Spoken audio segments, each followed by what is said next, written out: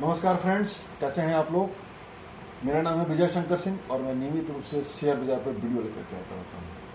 इससे पहले कि आज का स्टार्ट किया जाए, यदि आप हमारे चैनल पर पहली बार आए हैं तो अनुरोध है कि कृपया हमारे चैनल को सब्सक्राइब करें, क्योंकि मैं निवेश और ट्रेडिंग आइडिया नियमित रूप से लेकर के आता रहता हूँ।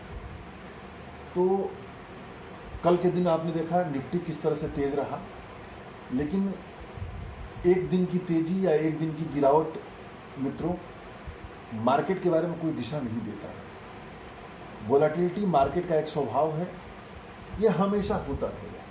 हमारा काम क्या है कि अपना जो भी निवेश की आइडियोलॉजी बनाए हुए हैं, ट्रेडिंग की जो आइडियोलॉजी बनाए हुए हैं, उस पर स्ट्रिक्टली फॉलो करना।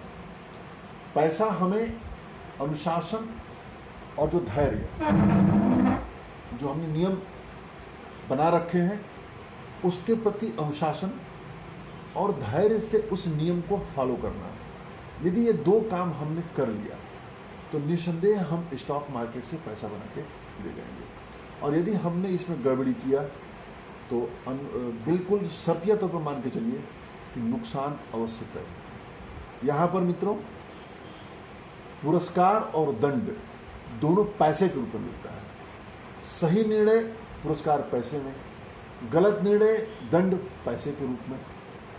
बाहर की दुनिया में कभी हमसे गलत काम होता है, कोई गलती हम करते हैं तो कोई हमको डांट देता है, पैसा नहीं हमारा काटता है। यहाँ पर पैसा कट जाता है, तो हमें सचेत रहना है। तो मार्केट जैसे जैसे अपना स्वरूप बदलता है मित्रों, मार्केट के लिए अलग अलग परिभाषाएं भी गढ़ी जाती हैं। पिछले दिनों मैंने भारत स्टॉक के बारे में बताया था। इसके पहले चले जाइए, जब मार्केट चल रहा था तो ऋतिक स्टॉक के बारे में बताया गया था। अब आज हम जानते हैं कि वो स्टॉक्स क्या है और उनको लेकर के हम किस तरह से पोर्टफोलियो बनाएं। तो यदि इससे पहले जो मार्केट चल रहा था वो ऋतिक था।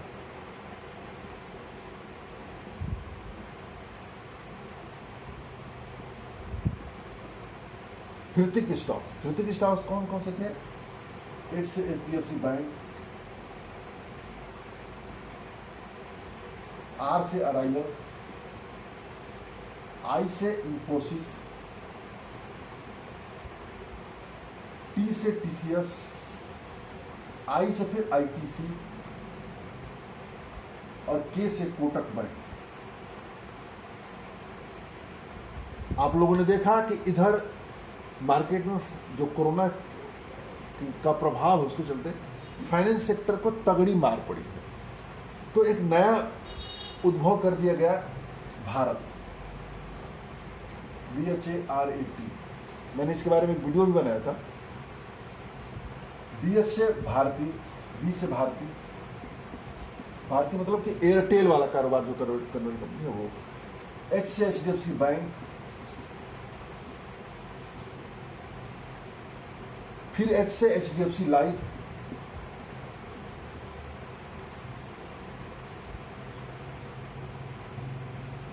एशियन पेंट,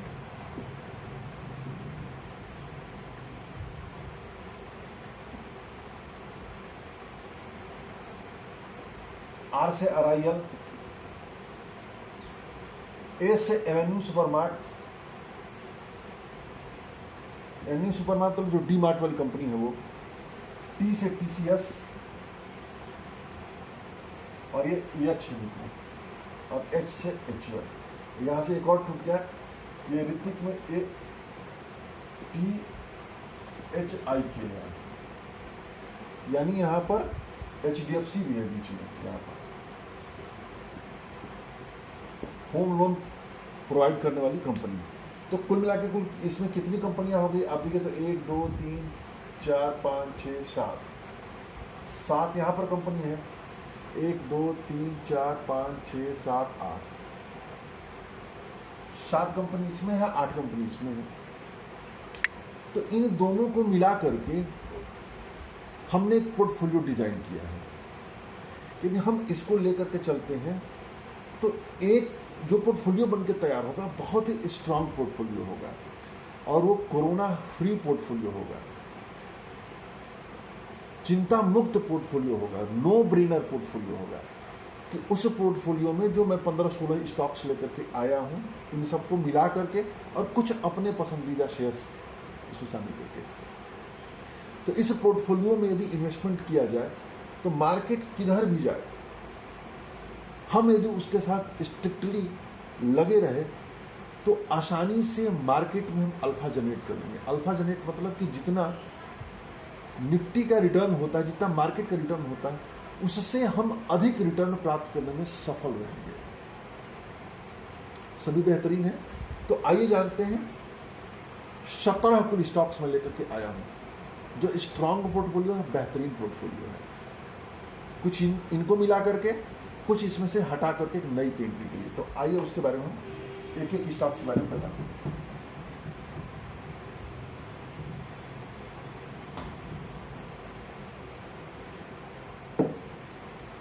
जो पहला कंपनी होगा मित्रों, उसको हमको लेना है हमारे पोर्टफोलियो का, आदर्श पोर्टफोलियो का। जो पहला होगा HDFC बैंक।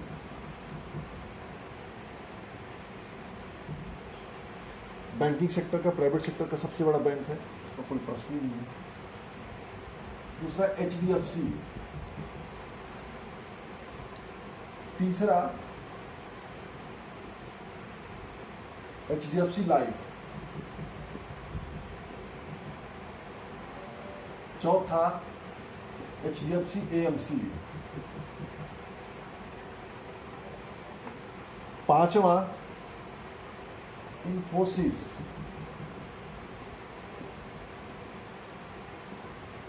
छठा TCS। सातवां ITC। आठवां कोटक महिंद्रा बैंक।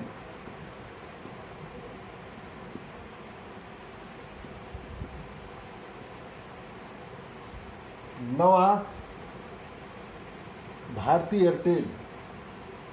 भारतीय एयरटेल को रहने देते हैं या लिख देते हैं, चलिए भारतीय एयरटेल। भारती। 10वां एवेन्यू सुपरमार्ट। 11वां बजाज फाइनेंस।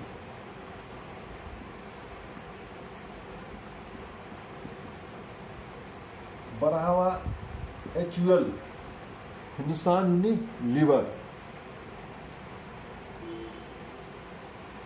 13वां पीडीलाइट। पीडीलाइट मतलब जो फेविकोल का कारोबार करते हैं, पीडीलाइट। 14वां एशियन पेंट।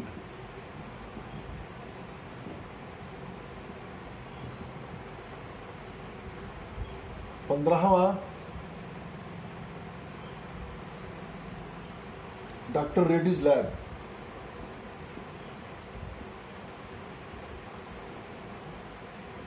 16वां मारुति।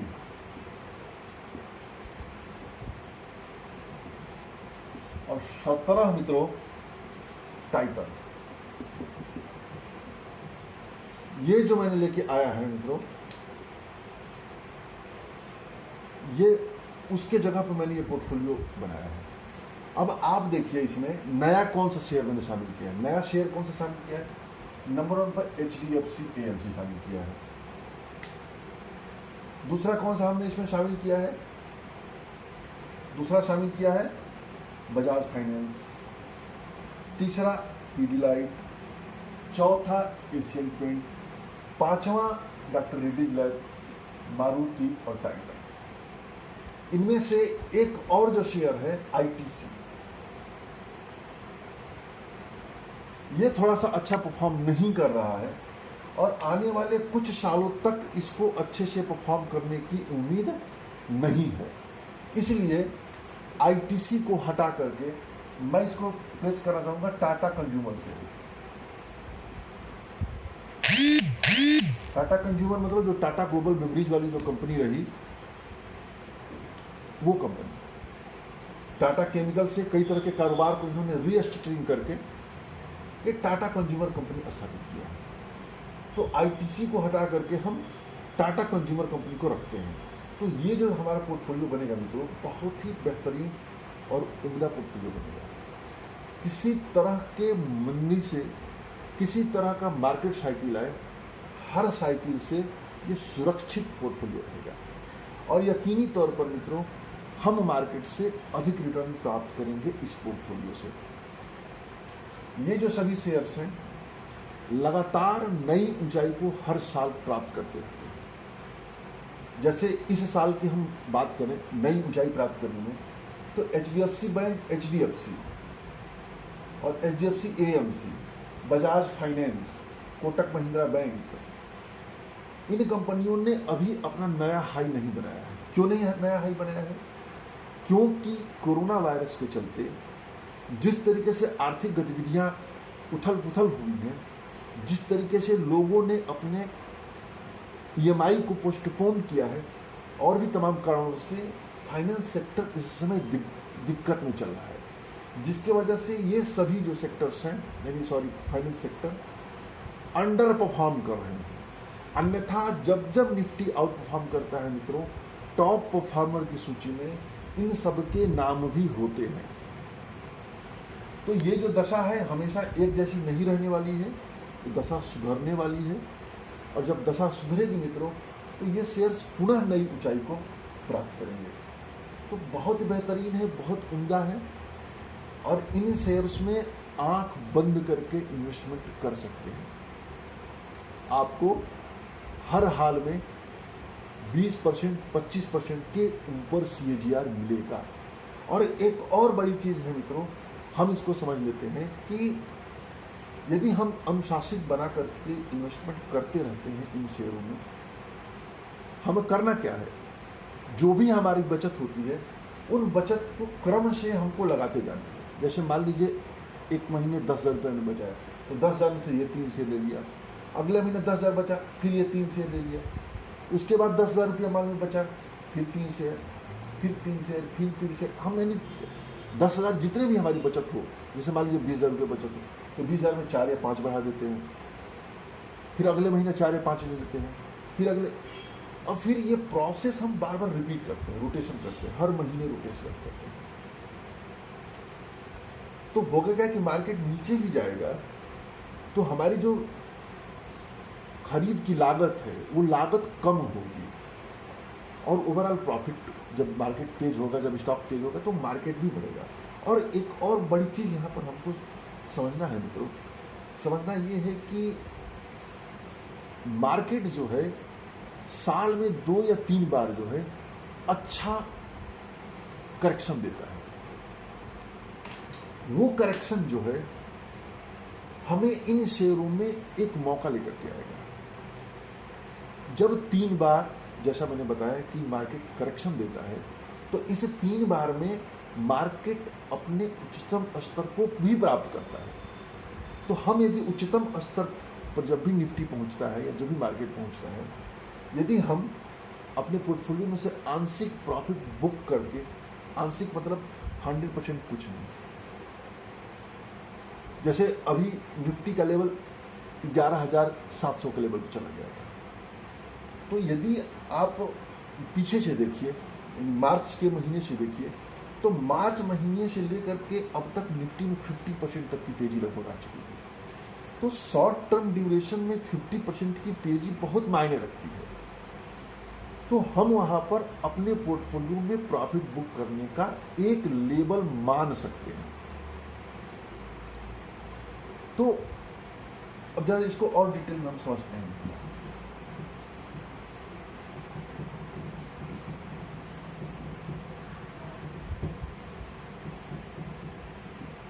हम इसे एक उदाहरण से समझते हैं। जैसे मान लीजिए एक आदमी जो है पर डे 10 किलोमीटर स्पीड के दौड़ता है, 10 किलोमीटर स्पीड,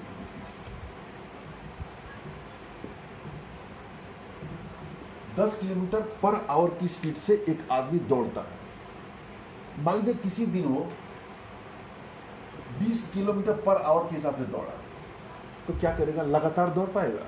नहीं दौड़ पाएगा, या चलिए 20 नहीं, मान लीजिए 40। क्या लंबे समय तक रन कर पाएगा? नहीं कर पाएगा। ये एक समय बाद ये जाकर के थक जाएगा और आराम करेगा। क्या करेगा? आराम करेगा।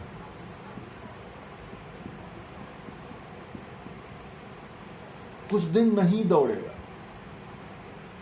और कुछ दिन नहीं दौड़ेगा, फिर वो एक समय बाद जब ऊर्जा एकत्रित कर लेगा, फिर दौड़ने की कोशिश करेगा, तो 10 या 20 के बीच में दौड़ सकता है आसानी से। इसको भी हम मार्केट के से रिलेट करते हैं। रिलेट ये करते हैं कि जब से निफ्टी सेंसेक्स लॉन्च हुआ है, आप पीछे से उठा कर देखिए, तो स्टॉक का जो रिटर्न होता है इंडेक्स का, वो 17 से लेकर के 22% के मध्य में मिलता है। अब ये कितने सालों में होता है? ये 1 ईयर का है CAGR। औसतन 17 से 22% के आसपास मार्केट में आसानी से रिटर्न आता है। यदि निफ्टी या सेंसेक्स, जो भी हम इंडेक्स फॉलो करते हैं, वो इंडेक्स शॉर्ट टर्म में, यानी साल भर के बजाय 5 से 6 महीने में इस लेवल को पा जाए, तो हमें वहां पर प्रॉफिट बुक करने का अवसर जरूर मिलता है। इसलिए निफ्टी के या इंडेक्स के हमेशा 1 month return, 3 month return, 6 month return, 1 year return, इन सब की हमें तुलना करती रहनी चाहिए।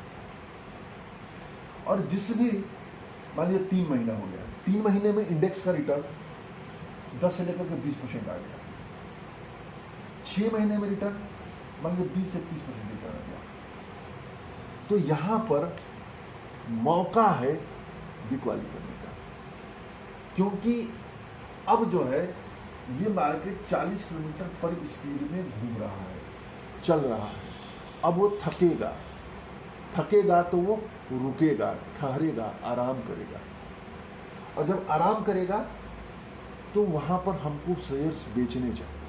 और कितने देर तक बेचने चाहिए? कितने दिन तक हम इंतजार करें? एक बहुत बड़ा यक्ष प्रश्न होता है कि हम कितने दिन इंतजार करें कुछ लेवल पर। तो मेरा अपना मानना है मित्रों कि यदि शेयर्स के बीटा पॉइंट को ध्यान दें, तो इंडेक्स में 1% की तेजी, बीटा पॉइंट के अनुसार वो शेयर तेज या गिरता है। सामान्यतः 1% की तेजी इंडेक्स में शेयरों में 1.5 से लेकर के 2% के बीच में तेजी या गिरावट आएगी। तो निफ्टी यदि 6 महीने में 20 से 25% की गिरावट, 20 से 25% की तेजी हो चुका है, अब यदि यहां से 5% भी करेक्शन लेगा, तो जो हमारे जो शेयर्स है ना, जो शेयर्स मैंने बताया, वो शेयर कम से कम 7 से लेकर के 10% के बीच में करेक्शन होता है। अब इसे हम उदाहरण से ही समझ लेते हैं।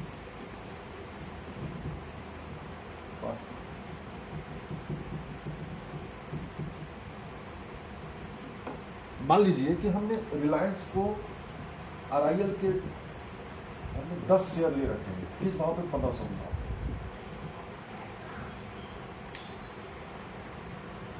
शॉर्ट टर्म में निफ्टी जो है, मान लीजिए 30 से लेकर के 40% बढ़ गया। जब निफ्टी 30 से 40% बढ़ेगा, तो इंडेक्स भी मान के चलिए कि इसका 1.5 गुना मान के चलिए, यानी 40 का 1.5 गुना या 30 का 1.5 गुना मानेंगे, तो लगभग 60 से 70% के आसपास तेजी आनी चाहिए निफ्टी, रिलायंस। अब रिलायंस को हमने मालूम चलता है कि रिलायंस जो है 2300 रुपये पर ट्रेड कर रहा है। अब हम यदि 10 शेयर यहाँ पर 2300 पर बेचते हैं, तो हमको 23,000 रुपये की हमारा इकट्ठा होगा। और यदि यहां से निफ्टी मान लेते हैं, हाई जो भी लेवल हाई बना, मान लेते हैं वहां से 5% करेक्ट होता है, तो जो हमारे रिलायंस इंडस्ट्री का शेयर होगा वो कम से कम ही तो 7 से लेकर के 10% करेक्ट होगा। यानी जो ये 2300 दिख रहा है, हमको रिलायंस आसानी से 2000 से लेकर के 2100 के बीच में भाव मिलेगा।